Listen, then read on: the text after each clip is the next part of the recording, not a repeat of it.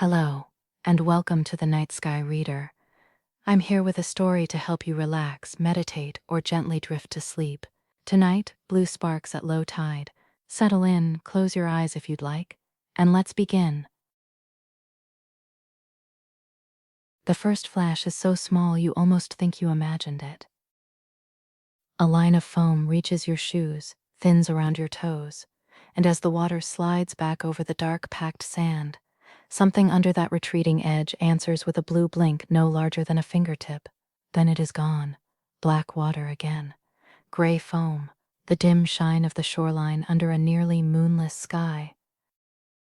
You stand still for one more wave.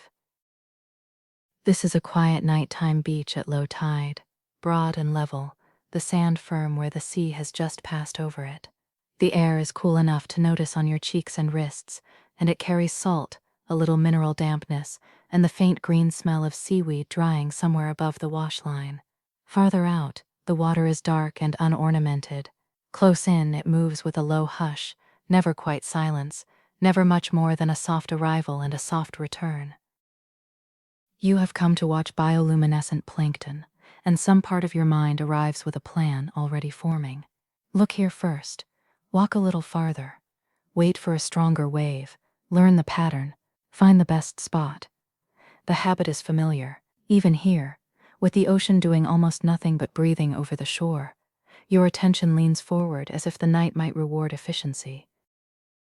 Another wash reaches you. Foam gathers in a ragged lace over the sand, then loosens into threads. When the water slips back, there is a brief line of blue under it, thin as a pencil mark, then darkness again. Not a show, just a reply. So you begin to walk where the sand is smoothest and darkest, keeping to the narrow band that the waves polish and leave behind. At first the beach feels wide, almost too wide to know how to look at it. Horizon, water, shore, the faint blur where one becomes the next. But the little flash under the foam has already changed the scale of the night. You are no longer looking for the whole ocean to light up. You are looking for a ribbon only a few feet across, the place where water meets sand and then lets go. Your steps make almost no sound. The sand here is compact and cool underfoot, with a skin of moisture that reflects low, uncertain silver from the sky. Small shell fragments lie embedded in it, pale and broken. A string of seaweed the color of old olives has been left in a curve marking an earlier reach of the tide. Now and then a bubble clings to the edge of the foam and travels a few inches before it breaks. The next flicker comes beside your foot, not beneath it, but in the water folding over itself. A tiny blue pulse. Then another, dimmer, where the foam line snags on a shell chip and slips free. You keep walking, but more slowly. At low tide, the water spreads thinly over the flatter part of the beach, so each wave arrives in layers rather than force. First a smooth, dark sheet, then a whitening at the edge, then a scatter of bubbles, then the long, draining back. The sand changes under you as you move, from firmer, packed ground to a slightly softer margin where your heel leaves a sharper mark before the next wash blurs it. Grit sticks briefly to the wet edge of your shoes. The air feels cooler near the water than it did by the access path behind you, though not cold, only enough to quiet the warmth you carried in. You notice that the blue does not appear on command. Bioluminescent plankton flash when the water is disturbed, but the disturbance has to be the right small thing in the right place. A ripple crossing another ripple, foam collapsing, your step pressing into a shallow film and sending a quick shiver outward. Not every motion earns an answer, and not every answer is bright. You watch one wave come in farther than the last and pause around your ankles. There is no cold shock, only a clear coolness at your feet.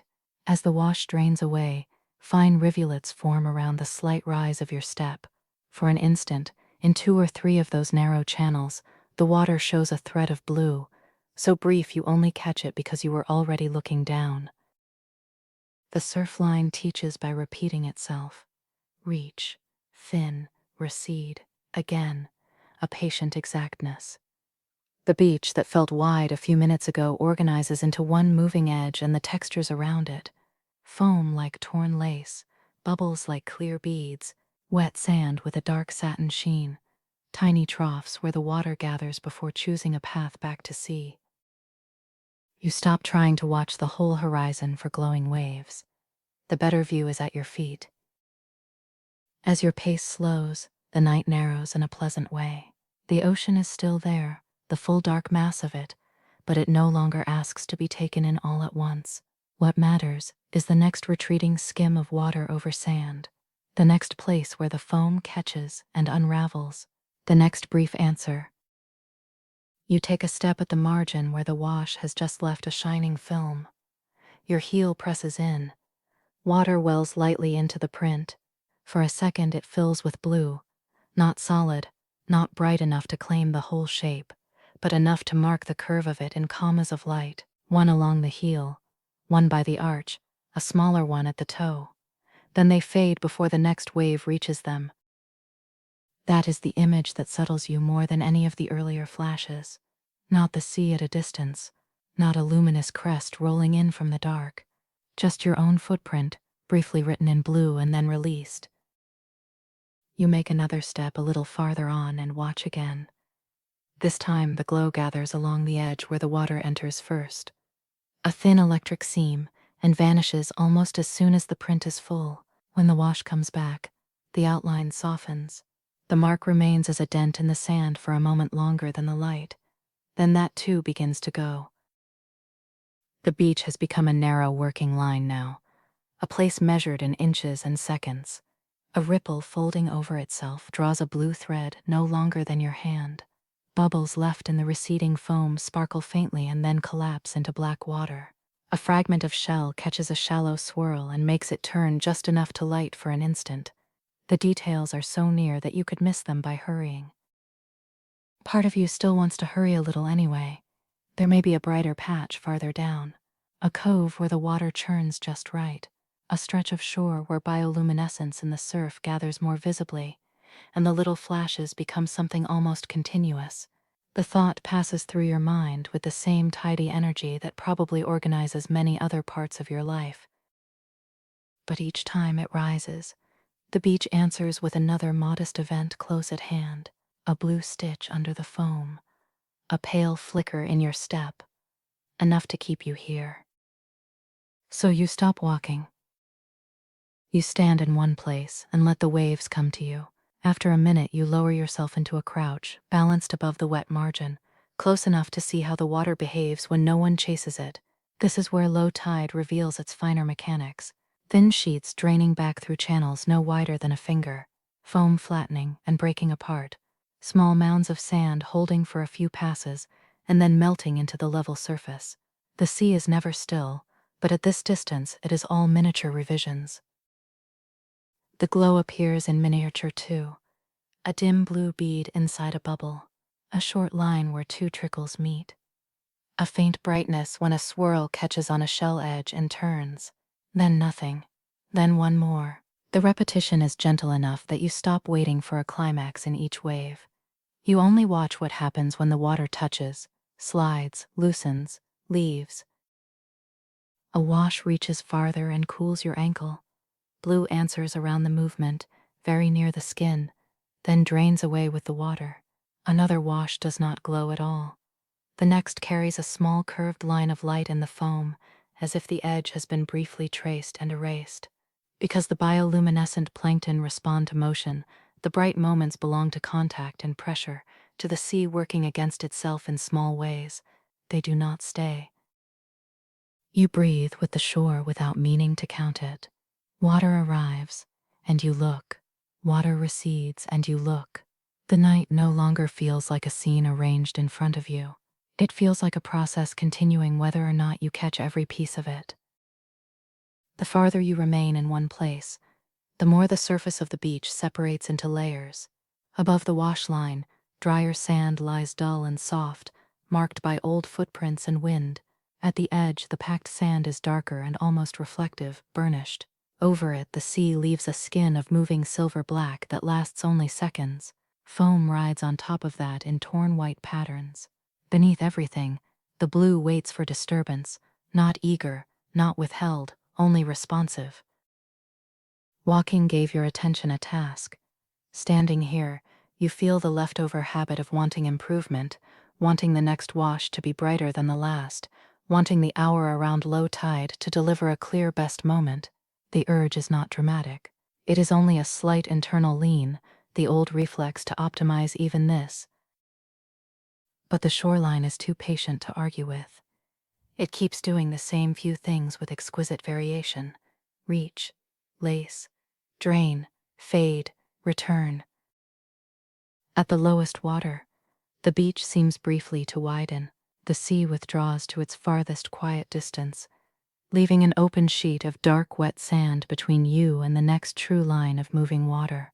It reflects the sky so faintly that ground and horizon almost meet. In this pause, the world simplifies. A cool breeze touches your face. Somewhere farther down shore, a small wave folds over itself with a soft hiss. Near you, the wash is thinner than it was half an hour ago, more film than wave, more glide than break. The blue flashes grow subtler. You see one under a line of foam and miss the next. A tiny spark shows where water catches in the point of a footprint. Another appears near a shell fragment and disappears before your eyes fully settle on it.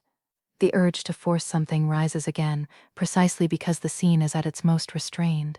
You could splash deliberately, walk faster and make more disturbance, go searching for brighter glowing waves farther down the beach. Instead, you stay still. A thin wash slides toward you over the packed sand, smooth and dark until the last second when foam opens along its front edge. It reaches your feet and parts around them. For one breath, the contact draws a blue line at the margins of your step. When the water recedes, both footprints hold light in fragments, electric blue commas in the hollows, a curved mark at one heel, a small stroke near the toe of the other. It is slight. It is enough. You watch until the commas fade. You watch until the next wash comes and smooths one print almost flat. You do not ask for a brighter one to replace it. There is relief in how little can be kept here. The water illuminates your step only long enough for you to see it, then takes it back. Foam makes its lace and lets it fall apart. Thin channels choose their way around the smallest ridges of sand and are gone by the next pass. Nothing builds toward a finale. The beach keeps no record except these temporary marks, and even those do not last. After some time, you begin to notice another change. The sea is returning. At first, the sign is only this. The wash reaches a little higher over sand you had been watching stay dry. A channel that had drained cleanly fills sooner. The foam edge lingers a second longer before it slides back. Then it happens again and again. The turning tide is quiet enough that you could miss it if you were still hunting for a grander display. Now you see it in the placement of the water, in what disappears under the next incoming sheet. Places you had come to know by their small behaviors are covered over. The shell fragment that kept catching a blue swirl is hidden. A few flashes appear a little brighter where the returning water folds with more energy, then scatter and grow harder to hold. The view changes honestly, with no attempt to comfort you by staying the same. You do not chase the new edge. Instead, you stand and let the higher washes approach and leave. Your ankles cool, the sand underfoot softens slightly with the deeper passes. The blue responses are farther apart now, and somehow easier to accept for that reason. One short line under foam, one spark in a collapsing bubble, darkness, then another small answer, somewhere just off to the side. The low tide window is closing. This is not disappointing. It is simply what the hour does next. When you begin to walk back, you leave the narrow margin without ceremony. The drier sand sits a little higher and gives more under your feet, softening your steps. Behind you, the surf continues its patient work, reaching and draining over the place where you had been standing. You look back once and see only the same dark edge, the same pale foam, the same understated motion. If there is a flash of blue in it, it is too slight to hold from this distance. Your tracks nearest the water are already altered. The sharper ones have lost their edges, the shallow ones are gone entirely. Somewhere in that moving band, the footprints that filled with blue have been leveled into the general shine of the beach. The loss feels clean. Nothing has to be saved in perfect form for the night to have been complete. The air away from the water carries a touch less chill. Seaweed and salt remain, but softer now. The sounds shift too, less detailed once you step back from the washline, blending into one low, continuous hush. The whole shoreline broadens again. Horizon, dark water, sand, sky. Yet the broadness no longer scatters your attention. You know where the life of the scene was, in that narrow ribbon where contact became light for a second and then passed. You keep walking. Behind you, the sea reaches over the sand and draws back, reaches again. Somewhere at the edge of the foam, a last faint thread of blue appears and fades before you fully focus on it. Then there is only the dark water breathing over the shore, and your own mind no longer asking it to do more. Thank you for spending this time with the Night Sky Reader. May your night be peaceful. Until next time, rest well.